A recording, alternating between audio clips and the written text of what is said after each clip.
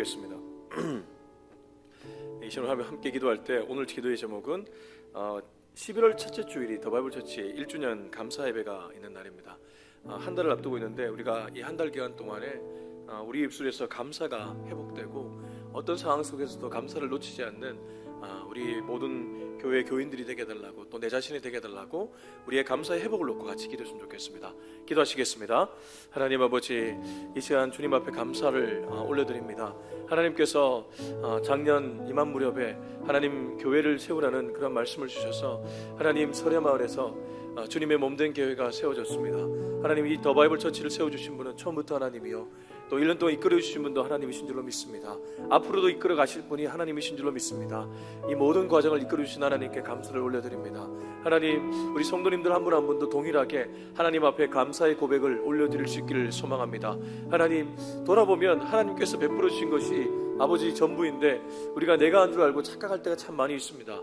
하나님, 내가 있다는 생각 정말 하나도 가지지 않도록 도와주시고 모든 것은 하나님이 하셨다는 고백을 진실되게 올려드릴 수 있는 우리 모두가 되게 하여 주시옵소서. 하나님 아버지, 이 한 달을 앞두고 더 바이블 처치 1주년 감사예배 한 달을 앞두고 하나님, 온 교인들이 감사가 회복될 수 있길 원하고 감사의 운동을 벌일 수 있길 원합니다. 주님, 우리 마음속에 저 깊은 곳에 정말 진심으로 하나님 앞에 감사의 고백을 올려드릴 수 있는 우리 모든 성도님들이 다 되게 하여 주시옵소서.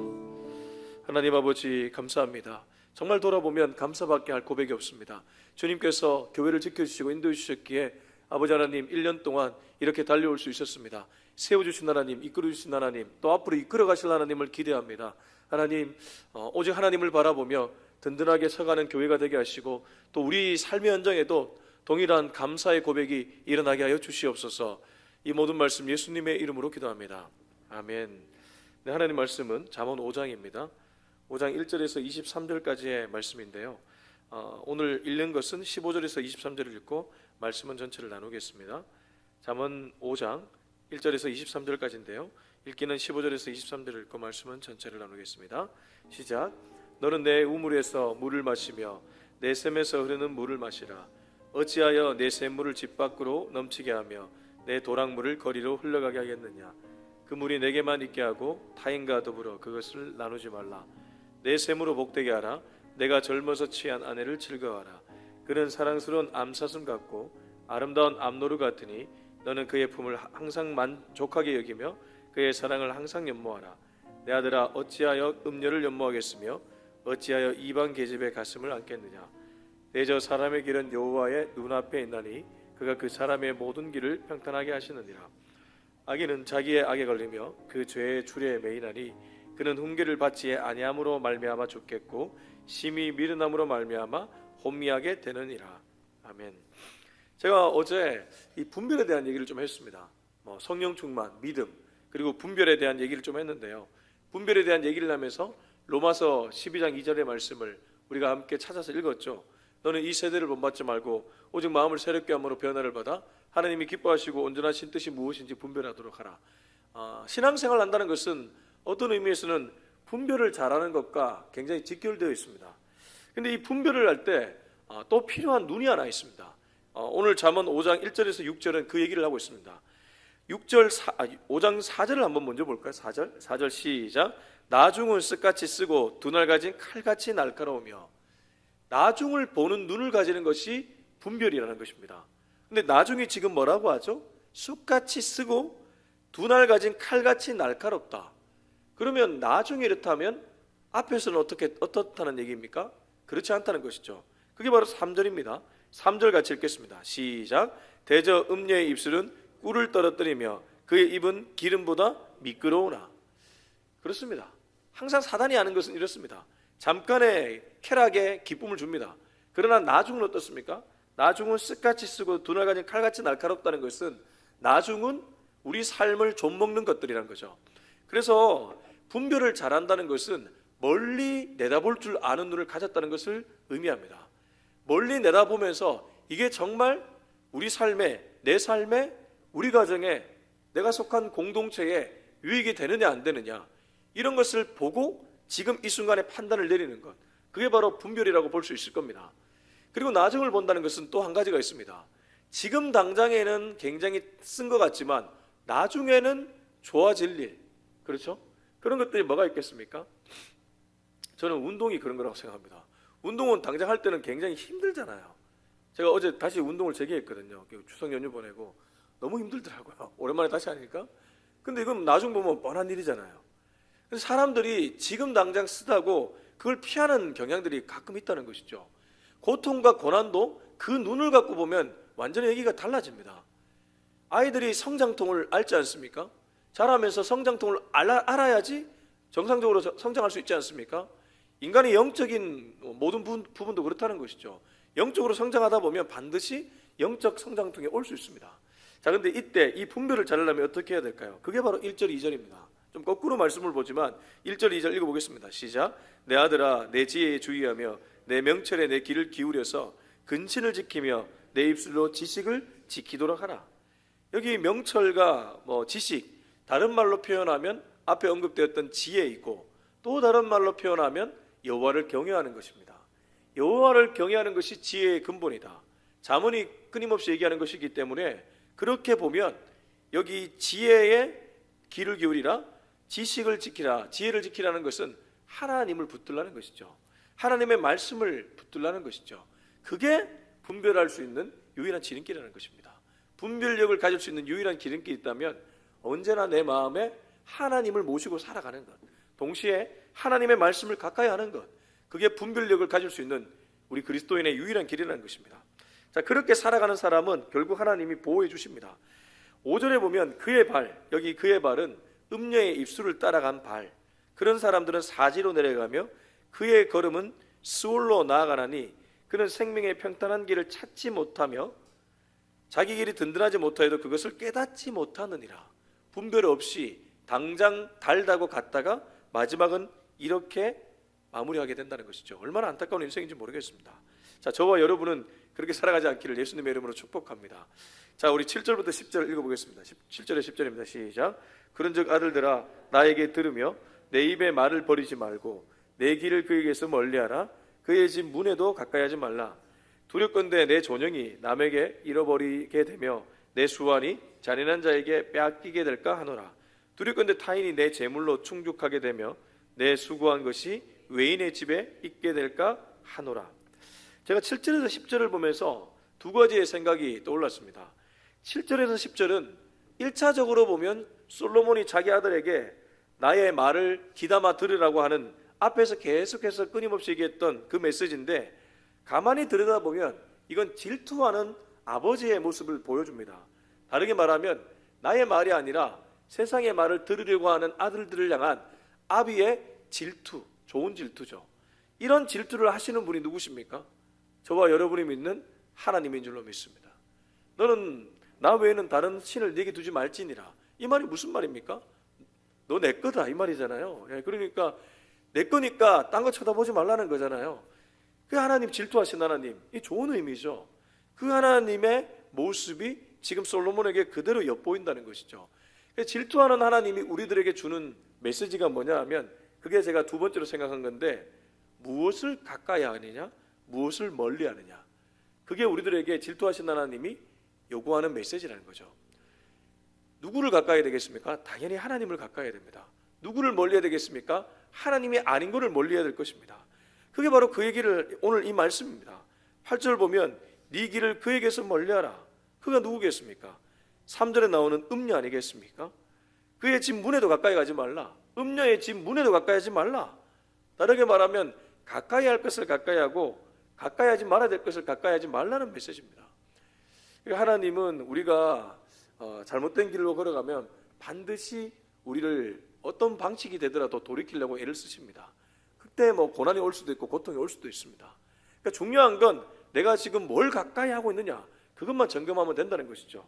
그러면 하나님이 결국 우리 인생에 책임져 준다는 것, 그게 오늘 말씀 전체에 나오는 메시지입니다. 자, 11절에서 우리 14절까지 읽어보겠습니다. 시작. 두렵건대 마지막에 이르러 내 몸 내 육체가 쇠약할 때에 내가 한탄하여 말하기를 내가 어찌하여 훈계를 싫어하며 내 마음이 꾸준함을 가벼이 여기고 내 선생의 목소리를 천종하지 아니하며 나를 가르치는 이에게 귀를 기울이지 아니하였던고. 많은 무리들이 모인 중에서 그 낙에 빠지게 되었노라 하게 될까 염려하노라.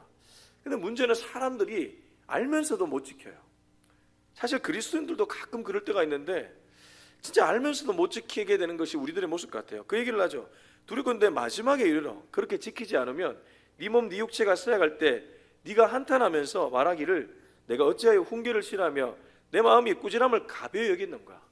그렇게 가벼이 여겼다가 내 선생의 목소리를 청종하지 아니하며 나를 가르치는 이에게 귀를 기울이지 아니하여서 악에 빠지게 되었다고 그렇게 고백하는 모습을 보게 됩니다. 저는 이런 경험을 한 적이 있습니다. 제가 이거 다 분별과 관련이 깊잖아요. 분별을 못하니까 들어야 될 말은 듣지 않고 듣지 말아야 될 말을 자꾸 듣고 영혼이 구렁텅이로 빠져가는데 분별을 하지 못하니까 그렇게 빠져가는데, 제가 이제 신대원을 졸업하고 유학을 가려고 준비를 열심히 했잖아요. 근데 사실 그때 제게 메시지를 주었던 주변의 동료 사역자들이 좀 있었습니다. 뭐냐 하면 너 하나님의 뜻인지 아닌지 좀 분별을 해봐라. 기도원에 들어가서 분별을 좀 해봐라고 그렇게 거듭 얘기를 했던 사람들이 한두 명이 있었습니다. 근데 제가 그 말을 귀담아 듣지 않았어요. 왜냐하면 제 목표가 뚜렷하니까. 그러니까 그 목표를 향해 달려가야 되니까 그 말을 귀담아 듣지 않았거든요. 근데 하나님이 결국 비자에서 3번 리젝을 딱 하게 만드는 순간 그 말이 다시 떠오르더라고요. 그래서 제가 그 안양에 가면 그 무슨 갈멜삼 기도원 아시죠? 거기 가서 기도하다가 주님, 너는 사역을 해야 된다. 그 메시지 듣고 다시 사역을 돌아가게 되었거든요. 결국 어떻습니까? 시간을 돌아가게 되었다는 것이죠. 안 그랬다면 물론 하나님은 그 모든 과정도 인도하셨을 겁니다. 하나님의 섭리는 하나님은 실수가 없으신 분이니까. 그러나 분명히 제가 고집 부렸던 부분이 있다는 것이죠. 그렇게 고집 부리면 시간 낭비하게 됩니다. 여러 가지로 낭비하는 시간들이 생기게 된다는 것이죠. 저와 여러분은 그렇게 살지 않기를 주의 이름으로 축복합니다. 주님 앞에서 시간 낭비하지 않으려면 결국 고집을 내려놓고 내 생각을 내려놓고 주의 메시지에 귀를 기울여야 될 줄로 믿습니다. 자, 15절에서 19절입니다. 시작. 너는 내 우물에서 물을 마시며 내 샘에서 흐르는 물을 마시라.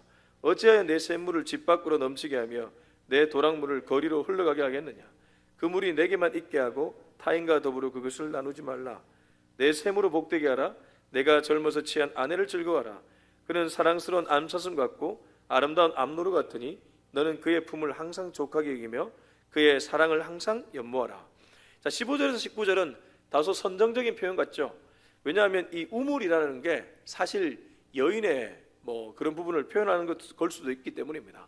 그러나 아가서에서도 사실 비슷한 표현들이 좀 나오거든요. 이 솔로몬이 잠언과 아가서와 전도서를 지었기 때문에 비슷한 표현들이 나오게 되는데, 근데 이 우물 내용보다 중요하게 우리가 봐야 될 게 하나 있습니다. 누구의 우물인가에 대한 부분입니다. 자, 15절에 보면 너의 우물이죠. 또 뒤에 보면 너의 샘이죠. 16절에 보면 너의 샘물이죠. 너의 도랑물입니다. 그리고 18절에 보면 너의 샘입니다. 그리고 19절에 보면 너는 그의 품, 그러니까 너의 품이죠. 이거 뭐겠습니까? 내 손에 쥔 것 소중하게 얘기하는 거예요. 내가 지금 진 게 하나님이 내게 주신 달란트고 선물이라는 것입니다. 근데 이 내 손에 쥔 게 아니라 자꾸 딴 거를 보려고 하니까 문제가 일어나는 것입니다. 부부관계도 내 남편이 아니라 다른 남편 보면 문제가 일어나잖아요. 아내도 내 아내가 아니라 다른 아내 보면 문제가 일어나잖아요. 그렇게 문제 일어나는 가정들 가끔 있더라고요. 제가 이전에 사역할 때도 가끔 막 아침 예배 와가지고 울면서 막 통곡하는데 제가 좀 신방을 해보니까 알고 봤더니 남편이 외도해가지고 막 그것 때문에 힘들어하는 분들이 아주 가끔씩 있더라고요. 하여튼 남 거 보면 문제 일어납니다. 자녀도 남 자녀 보면 문제 일어나잖아요.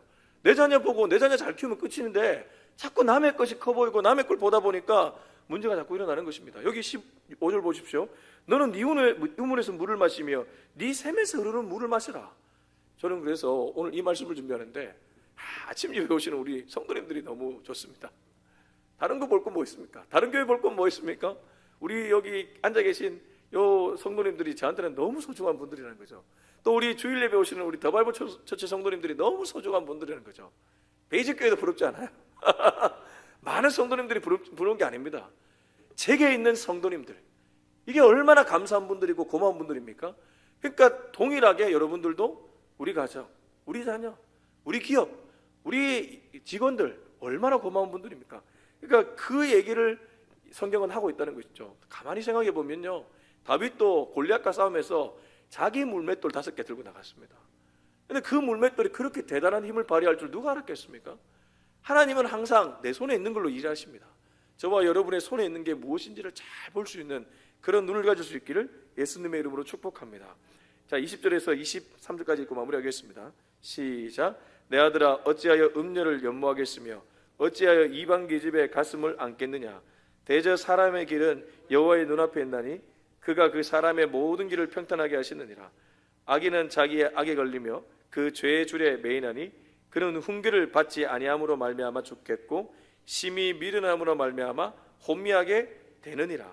자, 오늘 이 말씀에서 한 구절의 말씀만 눈여겨보셨으면 좋겠어요. 21절입니다. 21절 한 번 더 읽어볼까요? 시작.